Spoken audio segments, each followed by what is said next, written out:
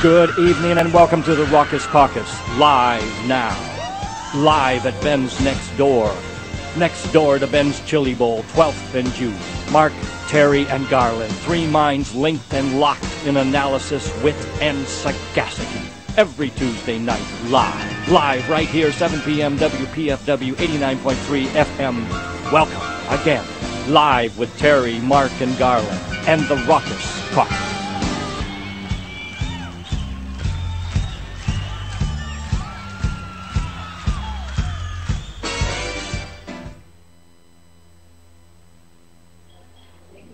Good evening. Whoa, man. Good evening, and welcome to another edition of the Raucous Caucus. My name's Garland Nixon, and I'm here with Mark Levine and Terry D. Kester. You scared the hell out of me. I'm not ready. Special guest host, Mr.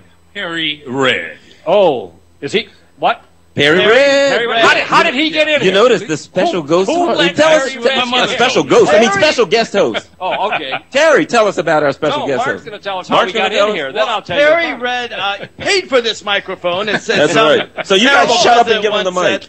Perry Red gave a generous gift to WPFW, and he took us up on our offer to not only be on the show with us, but to come up with a topic of his own, forcing us to discuss his topic on his terms. We may well disagree with him, but I got to tell you, Perry, you have a lot of courage to come in here in the middle of three very loud, raucous, obnoxious, Right, you don't hear my knees knocking, but you know what? Oh, wait, but first, wait a minute. Make sure I got to tell. Listen.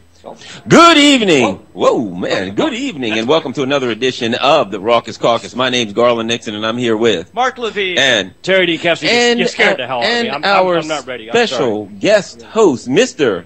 Perry Red. Oh, is he? What? Perry Red. How did he get in here? You notice the special ghost host? Tell us. Special ghost. I mean, special guest host. Oh, okay. Terry, tell us about our special guest Mark's host. going to tell us how we got in here. Then I'll tell you. Perry Red paid for this microphone and said That's right. So you guys shut up and give him the mic. Perry Red gave a generous gift to WPFW, and he took us up on our offer to not only be on the show with us, but to come up with a topic of his own, forcing us to discuss his topic on his terms. We may well disagree with him, but I got to tell you, Perry, you have a lot of courage to come in here in the middle of three very loud, raucous, obnoxious, belligerent. You don't hear my knees knocking, but you know what? Oh, wait, but first, wait a minute. Make sure I got to tell. Listen. You can join us. We're right here at Ben's Next Door, 1213 U Street, right next to Ben's Chili Bowl. Yep. We're going to be here till 8 o'clock, 89.3 FM WPFW here in Washington, D.C. Come on down and join us. There's half smokes, there's drinks, there's Terry. He's an intoxicating individual. You don't even need a drink. So, and we do gotta thank all the listeners who have joined us in the pledge drive. Yes, we had a tremendous showing Perry last week. And Barbara right here. We really did. A lot of people were very generous. Yeah, we got great support. The Raucous Caucus. Yep. And listen, I know a lot of you do listen to us. I hear from people all the time that say they listen every Tuesday. Come by. Here's your chance to actually meet us. Come up to 1213 U Street to have a drink and have a nice meal, and come meet not just Terry, Garland, and me, but our wonderful guest host tonight, Perry Red. Well, I'll say that's the thing that motivated me to give. I came over to Ben's Next Door. I met you guys. I got to see you guys. There you After go. hearing you on the radio, and I said, you know what? This is worthy of coming out of my pocket. All right. Hey, and we didn't pay him to say that. That's right. That's what's phenomenal. No, you can. No, he paid us to say that, which is even weirder.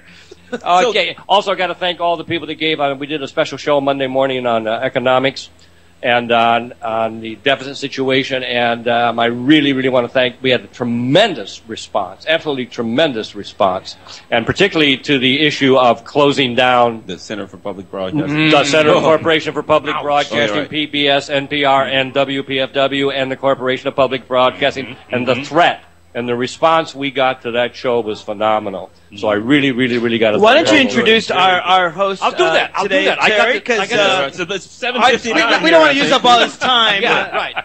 I got this brilliant piece of paper here, and tell us about Perry Red. It's written by Perry himself, so it can't be a bad. Perry Red and Barbara Patterson gave generously to WPFW annually. Give generously, and thus they won the opportunity to be guests on tonight's broadcast. Perry is a longtime activist and community organizer. He is the executive director and co-founder of Sincere 7, a nonprofit workers' rights anti-racism advocacy. Perry hosts and produces the internet radio talk show Socially Speaking, and is a weekly columnist with the Black Commentator. He is a 3-decade ASCAP, that's ASCAP, in case you didn't know, licensed singer, songwriter, with over 2,000 compositions. I brought my harmonica. We're going to play. I was just going to say, can we ask you to sing for us tonight? Is that part of the bargain? Or? And it goes on. It's even better. He's got 2,000 compositions to his credit, including the newly released social change CD, Trial by Fire, which chronicles his walk through the federal prison system. A book by the same title is due out by the fall. It's a privilege to have you here. A true intellectual after dealing with these two clowns for the last. So, Perry, what are we going to welcome change? What are we going to discuss tonight? Well, Perry? tonight.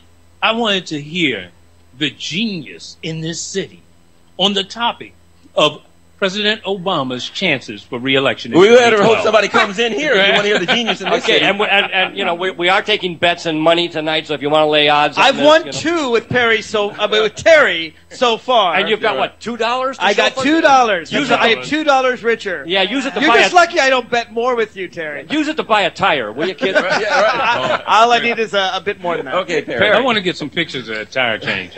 Now, it's clear to me that the conservatives, and I may be wrong, but I'm usually right, that the conservatives are attacking President Obama for his position. Any position. Doesn't matter what it is. Even when he takes their position, they attack him for it. Right. Now, they don't need substance. Those on the left, it appears, they do need substance. Obama has shifted himself so far to the right that he's unrecognizable from the guy who ran in 2008, at least the one I remember. So, conspiracy theorists, they believe that there's no difference between the right and the left. I hear people say it all the time. No difference between Democrats and Republicans. I beg to differ. There is a difference. And what I learned is that the people who I organize around, the people who I live around, are affected by the differences when the right is in control of the agenda as opposed to the left when it's in control of the agenda. So I have my top 10 reasons why President Obama will not win re-election in 2012. Really? You're predicting? You're betting against it? It's up to you to be the devil's advocate here. All righty. Okay? Yeah. You can give me all the reasons in the world why he will win, but I'm saying that he won't. And my number one reason is this. Just the recent issue in Egypt. It takes too long to decide between democracy and stability. He's a little slow in Libya right now, too. I mean, funny how that happens. He needs to just be on the people's side. Come on, they got a lot of oil. We got to remember, we love our oil. They got a lot. Obama loves oil. What's wrong with a democracy giving us oil instead of Muammar Gaddafi? It doesn't work that way. Give us number two. I'm just wondering. I mean, just keep that on. You're right. Number nine, Obama okayed the second tax amnesty offshore, that offshore bill that allows these folks who take the money from our economy and offshore and hoard it over there. Yep. Okay, he okayed that. Too complicated. Most people too complicated. Most people are, most people are sitting around thinking, well, is this the kind of guy I would have a beer with? Unfortunately, I think you had 330 million beer summits, and folks who agree with it. Number 7, he capitulated. Obama seems to me more like a wine guy than a beer guy anyway. Doesn't he? Arugula, right? Don't you see him sipping Chardonnay more than having the Pabst Blue Ribbon? I mean, this is no insult to him. You can't play. You can't play hoops and drink wine. I mean, that's absurd. He does play hoops. Well, wait a minute, you're right. I'll grant you that. Don't drink wine. I'll grant you that. He does play hoops. Number 7, he capitulated to the Republicans on Fannie and Freddie. Yep. I'm really, really bent about and the tax cut deal with the Republicans without consulting with the Democrats. Number 6, he brought in Jeffrey Immelt and William Daley. Jeffrey Immelt from GE. Yeah, from General Electric, CEO. And Daley from Goldman Sachs. Brought them into the administration. Again, we can't recognize this guy who said that we will not allow big business to run over the little guy. At least that's the reason why I campaigned for him, right? Can I make a quick statement? He's got to get through all 10. And then we'll go through all 10. Go ahead. Number 5, he failed to close Guantanamo. Maybe I'm wrong, but I think it's still open. I hadn't seen the sign lately. Number 4, he hasn't ended Iraq. It sounds like it. We've ended combat operations, right? and we still got troops over there. Number 3, he keeps moving the goalposts on Afghanistan. You notice that.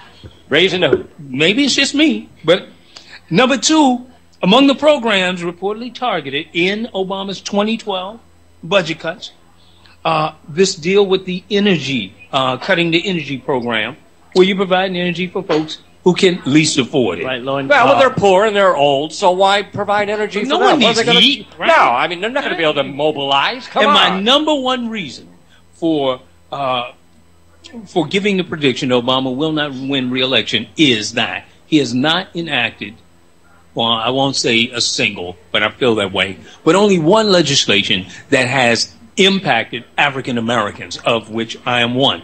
And it's important because the vote of the minority helped Obama win that 54% when he beat John McCain.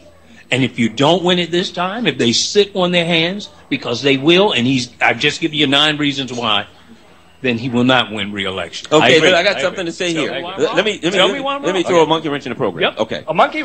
Yeah. Okay. If I were to say, will Mark Levine win a 100-yard dash tomorrow? Depends who I'm running against. The first question you would ask is, who's he racing? Exactly. So before we determine whether or not Barack Obama is going to win. See, I was talking to someone the other day, a friend of mine who's a lobbyist, and she was saying, oh, gosh, you know. You hang out with lobbyists? Yeah. And you're allowed to be on this show? Well, she's saying, wait a minute, so she's she's the general manager down she's here. lamenting the Democrats' chances in Obama's. And I said, there's only one, there are issues in the Democratic Party, but there's one thing on their favor. The Republicans are screwed up way worse. Number 1, their party is more screwed up. But number 2, look at Wisconsin. They will do. They will see what happens is this. They've gone so far to the right that when I go to vote and I look at somebody that's going to wipe out the unions and I look at what the Republicans are going to do, Terry can run. Thank you. I'm voting for him. Thank you. I'm announcing tonight. The I am running. They're demonstrating that the alternative is so extreme that when you look at what's there, if you say, well, I'm not voting for Obama, it's like this. I'm not going to get some of the things I want, so I'll take all of the things I don't want. That's the option. Perry, I want to echo what Garland said. Yeah. And then I want to go at some point through this hour. And then let's let Perry talk through your list, because I want to deal with them one by one. I want to hear. Because on some of that list, I absolutely agree with you. We need some a 5-hour I disagree. show. Okay, and back and forth. Good. But overall, I just want to echo what Garland has to say in the sense of this. Obama's disappointed me in many ways. I can't lie. It's true. I'm not going to deny it. But I think if Obama has moved to the right some, I'll accept that. The Republicans have moved to the right far more. Right. And So they're still much moving. so But they won the mandate that today in November. Richard Nixon and Ronald Reagan would be considered liberals by their standards. They have moved so far off the deep end. I think Obama will capture the middle. I think he will win re-election. That doesn't mean that we shouldn't keep pushing him to do what he promised to do. So I'm all for your agenda, but I think that rather than phrase it in terms of Obama's re-election, it's about pushing Obama to believe. See, I really don't think he doesn't believe in the principles that when he backs away. I think he's doing it for political reasons. I think he saw what happened in the last election. Agreed. I don't think his heart has moved to the right. I think he's saying, I got to move to the right to protect myself. So do you think? I think we can bring voters his are brain that back intellectual? No. No. But I'm telling you, that's what I think. Okay. Let me. Yeah. Let's get some intellect in this conversation here. Let me bring this together for all you guys. Yeah, put it together. Garland's got a good point, really the good point. I mean, who's going to oppose him? But I don't think we know who's going to oppose him. And you're right that most of the candidates up there now are not that dynamic, that are possible candidates. That doesn't mean there aren't people out there. And that doesn't mean there won't be people arising through the debates the same way he rose. I think Obama will lose. I really do. And in some ways I think he deserves to lose. Because, more than anything else, the country is troubled and it's going to remain troubled. All it needs is a little bit more instability in the Middle East and a worse situation with the price of oil, and you're going to see instability that makes the last couple of months look like nothing. You're going to have more unemployment, et cetera, et cetera, et cetera. Obama is not a leader. He is not an inspirer. He is not a visionary. And the people, That's not what people the people right or left are looking for that. Terry, in 2008, he was. What happened? What happened? 2008 was a unique situation. He was a brilliant campaigner. There's a difference. So why did he inspire in 08 and fail to inspire in 2011? Because somehow or other, that's a good question. There's a lot of reasons for it. But part of the reason, obviously, is as a president, he doesn't have the principles, or he's not a man of principle and vision. And I'm not saying that as a criticism. I'm saying he's sure you are. No. Yeah, I'm saying I feel criticized. I'm saying he is. He has no principle or vision, but I'm not criticizing the guy. He's no principle. He's practical, as you have already pointed out. That is true. He is a pragmatic man. And Garland has pointed out many times, if he would fight for some of these issues, we would be with him, even if he lost. But to just throw up his hands and say, screw it, I'm going to give in to the Republicans, it is really turning off the support for him. And so let me retort to your response. Your response brings this to the forefront. Number one, we have realized that the conservatives are not stupid. No, they're evil, but they're not stupid. Okay, we saw that with the legislation, the Supreme Court decision that has tilted the scales just 180 and now we have a Wisconsin governor trying to ban unions. Then we saw how they have won 29 governorships. Right. Okay, how they have 29 Republican governors in place right now. Right. We see that no one is on the radar who's going to run against Obama, as you brought up. But factually speaking, we know that there's a Jeb Bush in the wings. Tim Pawlenty, someone John who Thune. Could Pawlenty, or Thune. I would say Ryan, but Ryan's too young. No, Ryan can't win. But someone, he's a little bit too. No, because he wants to cut Social Security and Medicare. One who is more moderate looking, one that looks like Obama, except for he doesn't look like Obama. And you may remember, in 2010, the conservatives said what? We come to take our country back. Mm-hmm. I went down to the monument, and I was down there videotaping their Take Our Country Back rally. I videotaped that rally, put it on YouTube, and I got some of the meanest responses you could ever imagine. Oh, there's no question. YouTube is a lot of sharks on YouTube. My inbox was full. And the whole point was this, that we've got our game plan together. This is how the Republicans, or how the conservatives, rather, this is how they phrase it. We got our game plan together. That's right. Yes, there are many on the right, far right, off the chain right. But what they do have right now is a game plan and money. Well, let me throw something else out there, too, and talking about that, because part of the discussion is who's running against them, right? Okay. Mm-hmm, mm-hmm. And I say this. One of the issues that they have is this, that the party has been tugged so far to the right. Now, we saw what happened with John McCain. John McCain had to go really far right to get elected. He wasn't the most conservative Republican in the pack. But he had to play He is now. Right. And he's not stretched back in place now. But he wasn't then. And the party is even tacked further to the right. I would argue that it's getting to the point in the Republican Party that it's kind of the what was her name, Christine O'Donnell or whatever kind of issue. The witch. Right? Whoever it is, the ex-witch. Whoever it is that wins is going to have to tack so far to the right to win the primary. You just think about who can win a Republican primary now. You're going to have to tack so far to the right that you're going to be way out. I mean, you're going to have a time getting back to the middle in order to get elected. I don't know. I am worried about these Midwestern, good-looking, you got Pence right now. I'm not. Glenn Beck can't win. No, you got Tim Pence. Pawlenty, John Thune. These are people that seem innocuous. They're not, but they seem innocuous. I would even argue that the governor of Wisconsin seemed innocuous when he ran. Then he took power, and now he's out to destroy all the Governor unions. McDonald seemed relatively safe until he got What, in Virginia? Yeah. No, I don't think so. He seemed like a nutcase extreme. Well, he certainly is now. But here's, a let me Confederate respond flag to on Terry, his though. chest when he ran.